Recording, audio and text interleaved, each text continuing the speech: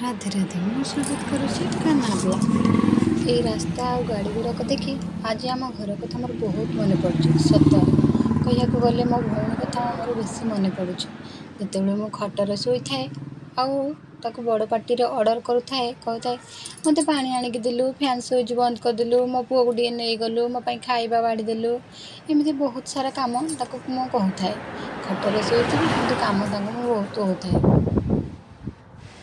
ଆଉ ସେ ମୋର ସବୁ କାମ କରେ। କେବେ ତୁ କରି କହେ ନାହିଁ କି ରାଗେ ନାହିଁ କି ପ୍ରଶ୍ନ ବି କରେନି। ସତରେ ବହୁତ ମନେ ପଡ଼ିଛି। ମିସ୍ ୟୁ ଭଉଣୀ। ଦୁନିଆରେ ସବୁ ଭଲ ପାଇବାଠୁ ଭଉଣୀର ଭଲ ପାଇବା ସତରେ ନିଆରା।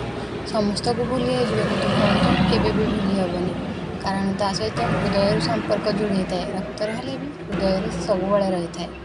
ଜୟ ଜଗନ୍ନାଥ।